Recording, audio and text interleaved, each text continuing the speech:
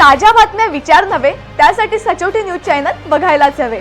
ज्ञान मनोरंजन संस्कार देणारे चॅनल सचोटीला सबस्क्राइब करा, बेल आयकॉनचे बटन दाबा, सोबत शेअर करायला विसरू नका।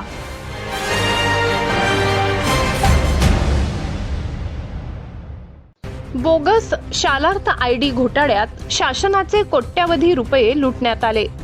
शिक्षण अधिकारी, उपसंचालक, वेतन अधीक्षक यांच्या संगनमताने सोबत बँकाही सहभागी झाल्याने शरद शिंदेने एकाच दिवशी तब्बल 16 कोटी रुपये JDCC बँकेतून काढले। 62 शिक्षकांच्या बँक खात्यातून ही रक्कम काढण्यात आली आहे। माध्यमिक विद्यालय तांबेपुरा, लोंढवे, टाकरखेडा, भिलाली येथील हे शिक्षक आहेत। 16 कोटी 58 लाख 11,315 रुपये इतकी मोठी रक्कम JDCC बँकेने रोख अदा केली आहे। 62 शिक्षकांना ही रक्कम शरद शिंदेने काढली याचा थांगपत्ताही लागला नाही। मागील वेतन फरकची ही रक्कम वेतन अधीक्षक आणि शिक्षण खात्याचे अधिकारी बँक यांना तब्बल 5 कोटी शरद शिंदेने दिले। अशा विविध संस्थांमधून सुमारे 500 कोटी रुपये शरद शिंदे, मनोज रामचंद्र पाटील, DD पाटील यांनी काढली आहे।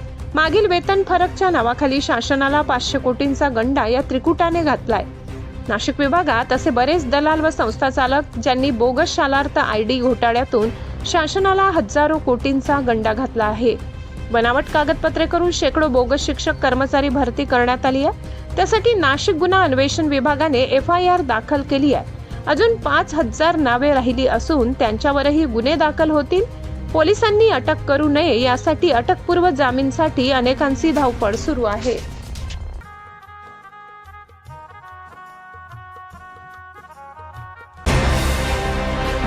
ताज्या बातम्या विचार नव्हे त्यासाठी सचोटी न्यूज चॅनल बघायलाच हवे। ज्ञान मनोरंजन संस्कार देणारे चॅनल सचोटीला सबस्क्राइब करा, बेल आयकॉनचे बटन दाबा, सोबत शेअर करायला विसरू नका।